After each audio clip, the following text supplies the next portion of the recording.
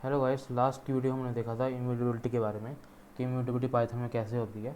कि जैसे सपोज करो हमारे पास एक वेरिएबल एक्स इक्वल टू 10, तो उसका एक ऑब्जेक्ट बनेगा मेमोरी के अंदर जिसके अंदर वैल्यू 10 होगी। और जब हम उसकी वैल्यू को इंक्रीमेंट करेंगे X equal to X plus one, तो सेम ऑब्जेक्ट के अंदर वैल्यू चेंज करने के बजाय वो सेपरेट ऑब्जेक्ट बनाएगा और उसके अंदर अपडेटेड वैल्यू रखेगा। तो आज की वीडियो में हम इम्यूटेबिलिटी की एक और फर्दर एग्जांपल देखेंगे कि कम्यूटेबिलिटी और भी किस तरीके से होती है पाइथन में। तो सपोज करो कि मेरे पास एक कुछ वेरिएबल है, जैसे ए की वैल्यू है 15। ठीक है, अब होगा क्या, जब ए की वैल्यू 15 है तो एक ऑब्जेक्ट बनेगा मेमोरी के अंदर और उसके अंदर वैल्यू होगी 15।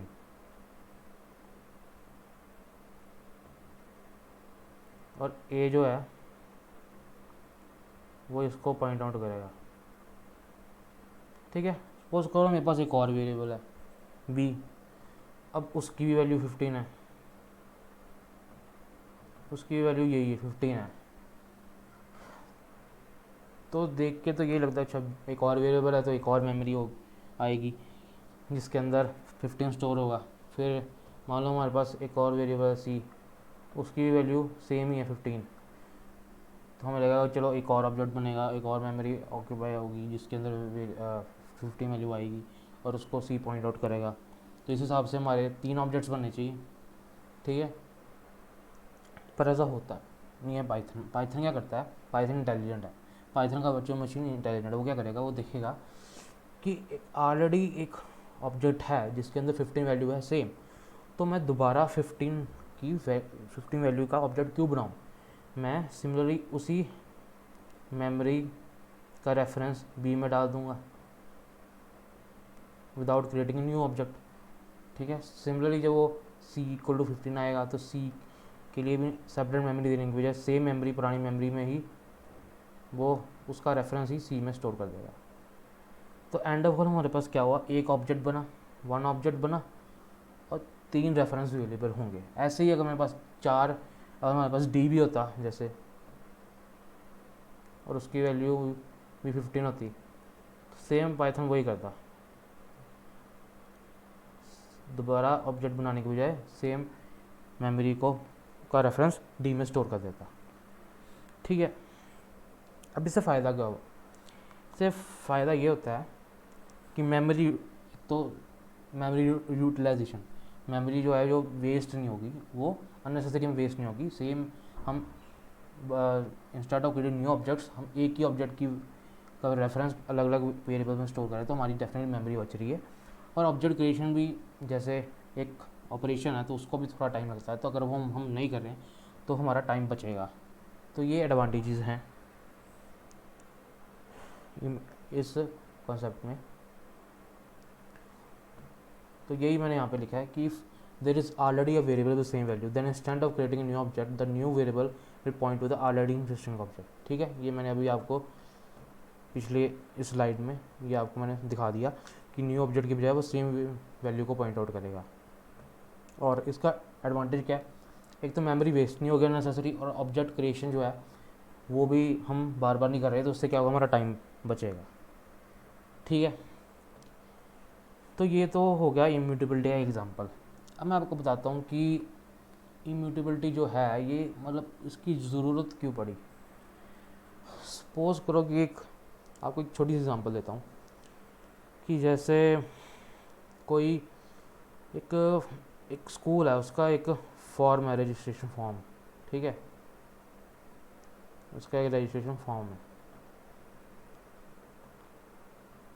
अब उसके अंदर हमारे पास नेम होगा, फिर रोल नंबर।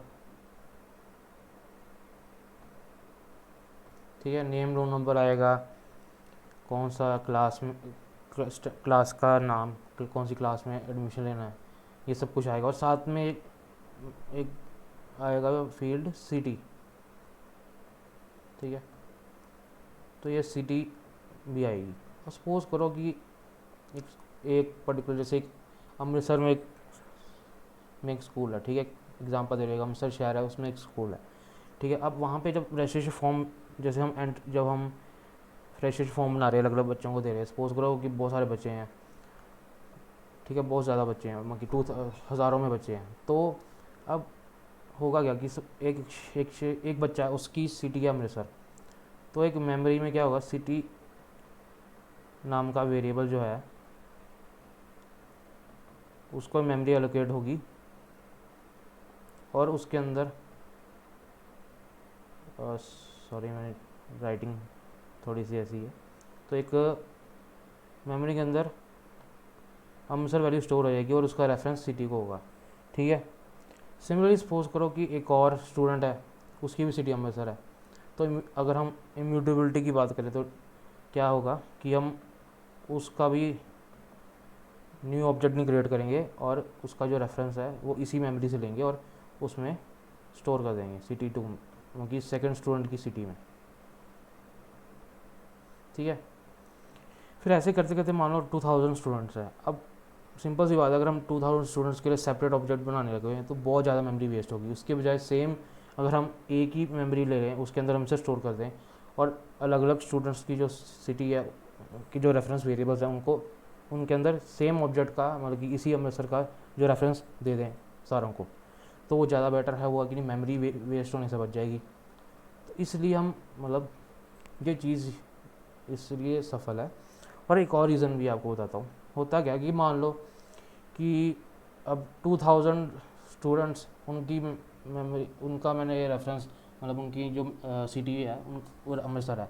सपोज़ करो अगर मैंने, किसी ने अपनी सिटी चेंज करनी हो, उसने सिटी की चेंज कर दी, कुछ भी, जैसे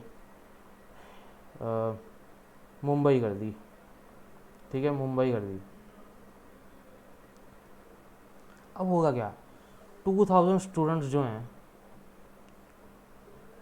वो एक ही मेमोरी को पॉइंट आउट कर रहे थे जिसके अंदर अमृतसर स्टोर था। अब जब मैंने अमृतसर की वैल्यू चेंज करी एक स्टूडेंट करके, उसके अंदर मुंबई लिख दिया, अब होगा क्या, एक बच्चे में चेंज होने के बजाय सारे ही बच्चों में चेंज हो जाएगा। तो ये प्रॉब्लम होगी, क्योंकि हम बाकी स्टूडेंट्स तो कहेंगे हमारा तो अमृतसर, तो हमारा मुंबई थोड़ा ना है। तो ये दिक्कत होती है कि अगर हम ऐसे चेंज और आउ कर देंगे तो अननेसेसरी बाकियों के लिए भी चेंज हो जाएगा। तो फिर हम अगर चेंज नहीं अलाउ करेंगे, अगर हम क्या करेंगे, अगर सेपरेट है तो हम क्या करेंगे, उसको एक सेपरेट ऑब्जेक्ट दे देंगे, ठीक है। अब जो पर्टिकुलर स्टूडेंट है मान लो, अब उसमें उसके लिए सेपरेट ऑब्जेक्ट बन जाएगा, और वो उसके अंदर मुंबई स्टोर किया जाएगा, और उसका जो रेफरेंस है वो उस वेरिएबल को दे दिया जाएगा। तो इसी करके इम्यूटेबिलिटी का ज़रूरत पड़ती है, कि अगर हम इन केसेस में वो प्रॉब्लम दे सकता है अगर इम्यूटेबिलिटी ना हो। तो इसी करके सारे के सारे फंडामेंटल डेटा टाइप्स जो होते हैं वो इम्यूटेबल होते हैं, ताकि इस प्रॉब्लम से हम बच सकें, ठीक है। तो ये तो था नीड इम्यूटेबिलिटी की, क्या नीड थी इम्यूटेबिलिटी की। और हम बात करते हैं अब म्यूटेबल के बारे में। इम्यूटेबल और म्यूटेबल क्या डिफरेंस, या एक एग्जांपल के तौर पे हम देखते हैं। तो जैसे अब म्यूटेबल के एग्जांपल में कौन आता है, म्यूटेबल के एग्जांपल में आता है लिस्ट। अभी मैंने आपको लिस्ट पढ़ाया नहीं है, पर इसके नाम से पता लग जाएगा कि लिस्ट का मतलब क्या होता है। लिस्ट का मतलब होता है सिंपली कि लिस्ट ऑफ नंबर्स। जैसे एक लिस्ट है, उसके अंदर ये 10 वैल्यू स्टोर है, 20 वैल्यू स्टोर है, 30, 40। तो एक लिस्ट है जिसके अंदर ये 4 वैल्यू स्टोर है। तो जब हम एल इक्वल टू, जैसे मैं आपको इस एक एग्जांपल देता हूँ, चला के दिखाता हूँ कि पाइथन में ये कैसे होता है। इसको साइड कर, जैसे ये है, मेरे पास एक लिस्ट है, तो उसको हम स्क्वायर ब्रैकेट से रिप्रेजेंट करेंगे, और ये हम लिस्ट को डिफाइन कर देंगे ऐसे 10, 20, 30, 40। तो ये होता है म्यूटेबल, ठीक है। प्रिंट कराऊंगा तो ये हमें वैल्यू दे, ये लिस्ट प्रिंट हो जाएगी। तो होता क्या है कि मेमोरी के अंदर ये सारी वैल्यू स्टोर होंगी और जो L1 है वो इसको पॉइंट आउट करेगा, ठीक है। अब होगा क्या कि लिस्ट के हम मेंबर्स, लिस्ट का जो इंडेक्स है वो जैसे 0 से स्टार्ट होगा। जैसे ये जो इंडेक्स है ये, इसका जो स्टार्टिंग एलिमेंट उसको इंडेक्स दिया जाएगा 0, इसको 1 दिया जाएगा, इसको 2 दिया जाएगा, इसको 3 दिया जाएगा। बेसिकली इनकी पोजीशंस है कि सबसे पहले है तो ये 0 है, इंडेक्स दिया इसको, ये उसके बाद है तो 1, फिर 2 और 3। तो ऐसे ये लिस्ट को हम इंडेक्स देते हैं। और अगर हमें कोई वैल्यू सर्च करनी हो तो हम कैसे करेंगे, L1 और ये स्क्वायर ब्रैकेट्स में हम 0 लिख देंगे। तो हम पहले मेंबर को सर्च करें तो ये उसकी वैल्यू 10 दे देगा, ठीक है। कोई कभी भी हमने किसी भी लिस्ट के मेंबर को सर्च करना तो हम ऐसे करते हैं। आपको ये दिखा देता हूँ, देखा तो L1 और 0 लिखा तो 10 वैल्यू दे दी। अब क्या करेंगे, हम लिस्ट के एलिमेंट को चेंज करने की कोशिश करते हैं। जैसे L1 और 0 है, मैं करता हूँ उसको 90 डालने की कोशिश करता हूँ, तो कोई एरर नहीं दिया। आप देखते हैं कि लिस्ट में कुछ चेंज हुआ, बिल्कुल हुआ। अब उसके अंदर वैल्यू 90 आ गई फर्स्ट जगह पर, और बाकी सब अनचेंज है। तो इससे पता लगता है कि लिस्ट म्यूटेबल है। तो ये एग्जांपल है पाइथन के अंदर म्यूटेबल ऑब्जेक्ट की। और जो इम्यूटेबल होते हैं वो हमने आपको पिछली वीडियो में बताया था कि फंडामेंटल डेटा टाइप्स जो होते हैं हमारे पास, इंट, फ्लोट, स्ट्रिंग, बूलियन, ये सब के सब जो होते हैं इम्यूटेबल होते हैं। तो वो एग्जांपल है इम्यूटेबल की, और लिस्ट एग्जांपल है म्यूटेबल की। तो ऐसे ही अगर मैं सपोज करो कि मैं L2 एक लेता हूँ वेरिएबल, उसके अंदर L1 का रेफरेंस दे देता हूँ, तो अब मुझे बताओ कि एक सेपरेट लिस्ट क्रिएट होगी या फिर सेम ऑब्जेक्ट को ही वो पॉइंट आउट करेगा। खुद सोचो 2 मिनट। तो ऑब्वियसली वो सेम ऑब्जेक्ट को ही पॉइंट आउट करेगा, क्योंकि हमने तो उसमें सिर्फ रेफरेंस दिया ना। तो ये दोनों एक ही लिस्ट को पॉइंट आउट कर रहे होंगे। तो जो हम L2 ऑफ 0 इक्वल टू 11 करते हैं, तो ये देखा चेंज किया, क्योंकि रेफरेंस तो सेम ही है और वो एक ही मेमोरी को पॉइंट आउट कर रहा है, और उसके स्टार्टिंग एलिमेंट को हमने 11 में चेंज कर दिया। तो वो उस मेमोरी के अंदर जाके फर्स्ट एलिमेंट को 11 वैल्यू दे देगा। तो इस हिसाब से ये काम करता है कि हम अलग अलग रेफरेंसेस से भी चेंजेस कर सकते हैं। सिंपली हमारे पास अगर L3 होता, L3 इक्वल टू हम L2 कर देते, तो वो भी इसको पॉइंट आउट करता, और L3 के द्वारा कुछ भी हम चेंज करना चाहते हैं वो कर सकते हैं। तो ये हो गया कि म्यूटेबल ऑब्जेक्ट की एग्जांपल। तो लिस्ट के बारे में आपको मैं सेपरेटली एक बड़ी सी वीडियो बनाऊंगा जिसमें आपको एक्सप्लेन करूँगा लिस्ट की डेटा टाइप क्या होता है, लिस्ट क्या होती है, उस और भी काफ़ी सारे मेथड्स देखेंगे, ऐड करना, रिमूव करना, कैसे करेंगे एलिमेंट्स को, ये सब हम देखेंगे एक सेपरेट वीडियो में। तो ये तो थी म्यूटेबल ऑब्जेक्ट की एग्जांपल लिस्ट।